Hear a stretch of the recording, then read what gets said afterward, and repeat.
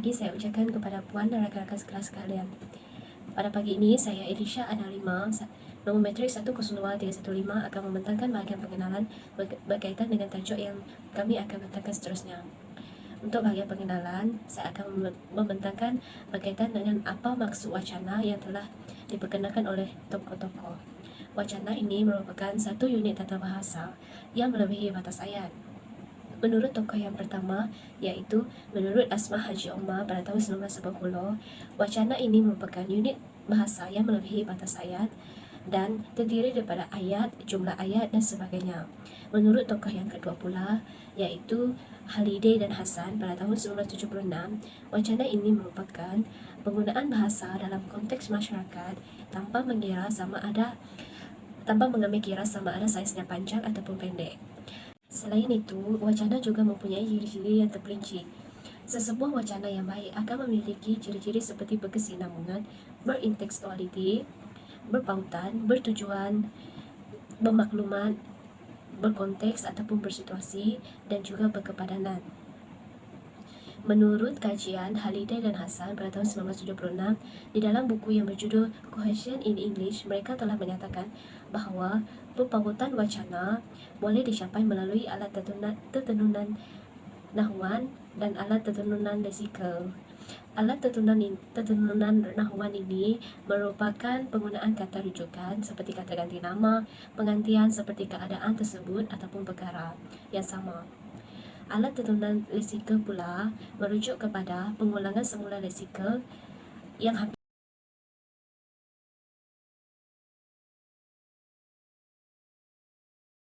Saya Suziana binti Suhaimi bernombor metrikan 101125 akan menyambung pembentangan mengenai objektif kajian. Objektif bagi kajian ini adalah untuk mengenal pasti jenis-jenis tertenunan yang digunakan seperti penggunaan alatan nahwan dan alatan leksikal di dalam teks ucapan Perdana Menteri mengenai ekonomi madani dan cerpen yang bertajuk Syawal di Rumah Baru Abang. Yang kedua ialah membuat perbandingan di antara jenis tertenunan yang digunakan di dalam teks ucapan Perdana Menteri mengenai ekonomi madani dan cerpen yang bertajuk Syawal di Rumah Baru Abang.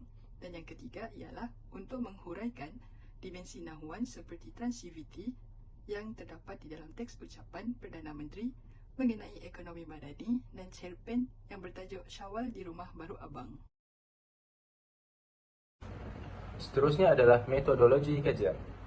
Terdapat beberapa kaedah pengumpulan data yang digunakan oleh pengkaji untuk menjalankan kajian yang dipilih.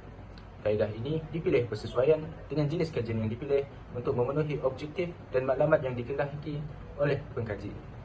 Sumber yang digunakan adalah sumber internet. Pengkaji menggunakan sumber internet sebagai rujukan untuk mendapatkan maklumat. Yang pertama, teks ucapan Yang Amat Berhormat Datuk Seri Anwar Ibrahim. Teks ucapan yang disampaikan oleh Yang Amat Berhormat Datuk Seri Anwar Ibrahim, iaitu Perdana Menteri Malaysia, ialah berkenaan dengan ekonomi madani, iaitu memperkasa rakyat.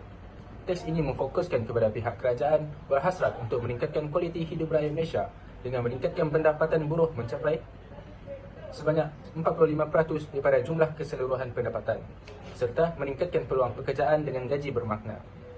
Pihak kerajaan juga akan meningkatkan kesaksamaan peluang dengan memberikan bantuan yang lebih kepada golongan berpendapatan rendah dan menengah, serta meningkatkan pendidikan dan latihan untuk golongan sasar.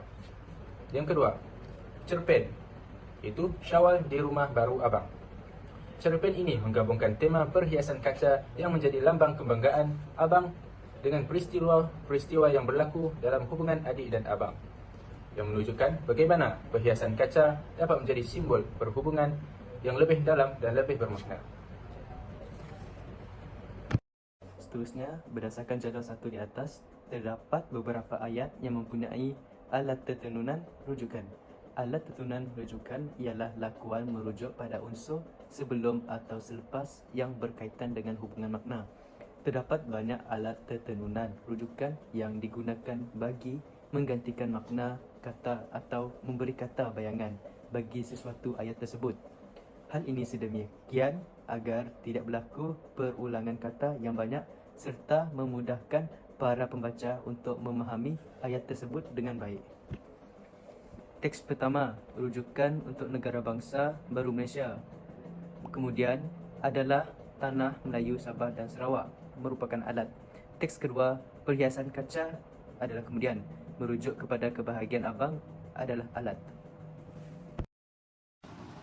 Hai, nama saya Xavier Isaac Jelian, anak Jonathan Liang, bernomborkan kad metrik 101362. Sekarang, saya akan menjelaskan bahagian alat tetenuan nahuan iaitu penghubung. Dalam analisis wacana, alat tetenuan nahuan penghubung merupakan penggunaan perujukan dan kata-kata penghubung untuk menunjukkan hubungan kesinambungan cerita. Contoh perujukan termasuk penanda penghubung, tentangan, musabab, dan tempoh seperti sebaliknya, kerana, pertama, dan juga kemudian. Berdasarkan jadual yang dapat anda semua lihat sekarang, saya akan menyatakan beberapa contoh alat tetenuan nahuan penghubung pada kedua-dua teks tersebut. Contoh ayat yang menggunakan penghubung penambahan dalam teks 1 ialah dari Perenggan 1 ayat 1 di mana penghubung telah dan digunakan dalam ayat tersebut.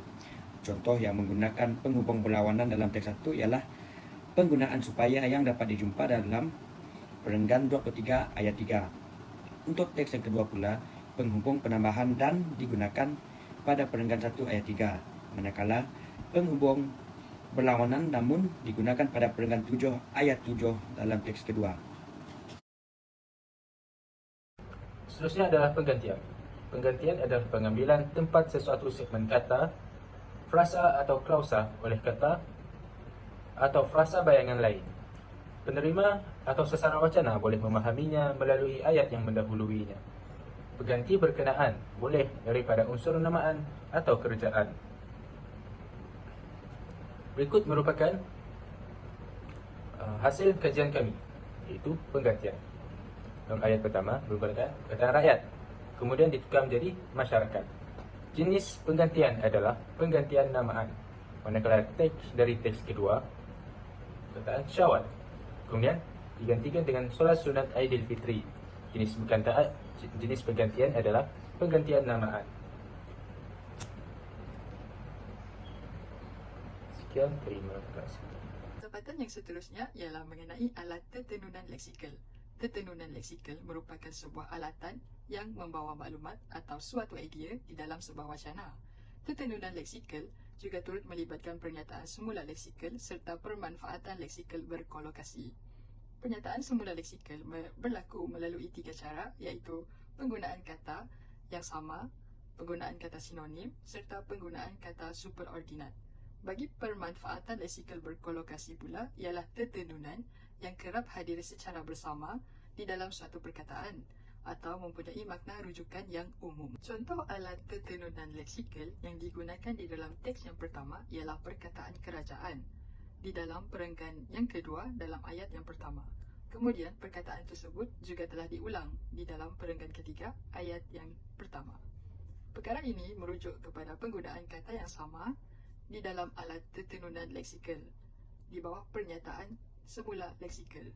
Seterusnya, bagi contoh di dalam teks yang kedua pula ialah penggunaan frasa sangat leka di dalam perenggan ke-7 ayat yang ke-8. Kemudian ayat yang seterusnya pula ialah ayat yang ke-9 telah menggunakan frasa tidak berhati-hati. Perkara ini merujuk kepada penggunaan kata yang sinonim di dalam alat tetenunan leksikal. Seterusnya kita beralih kepada nahu wacana transitivity. Analisis transitivity ialah dimensi additional nahu klausa yang terdapat dalam linguistik sistemik Halliday. Analisis transitivity bertujuan untuk melihat sama ada proses pemeran dan klausa tertentu digemari di dalam teks sama ada aktif atau pasif. Klausa aktif berstruktur pelaku, proses dan pelengkap. Seperti contoh yang terdapat dalam teks 1 iaitu kerajaan merupakan pelaku yang akan melakukan sesuatu perkara, manakala akan terus mengukuhkan itu adalah proses bagi pelaku, dan sistem insurans pekerjaan serta program latihan semula bagi menyediakan penganggur dengan pekerjaan itu merupakan pelengkap bagi ayat tersebut. Manakala untuk teks 2 pula, abang selaku pelaku terlalu menjaga itu adalah proses iaitu kata kerja, dan pelengkapnya adalah perhiasan itu hingga abang semakin jauh dari adik dan keluarga. Kesimpulannya, analisis wacana merupakan satu kaedah yang dilakukan untuk menganalisis bahasa secara menyeluruh dan diyakini. Kajian yang dilakukan juga dapat membantu untuk menentukan jenis perkataan yang digunakan. Melalui kaedah tertenuan iaitu rujukan, penggantian dan penghubung, kita dapat menentukan jenis sesuatu perkataan tersebut. Manakala bagi tertenuan leksikal pula merupakan sebuah alatan pembina yang membawa maklumat atau sesuatu idea di dalam sesebuah wacana. Itu sahaja dari kumpulan kami. Terima kasih kerana sudi mendengar.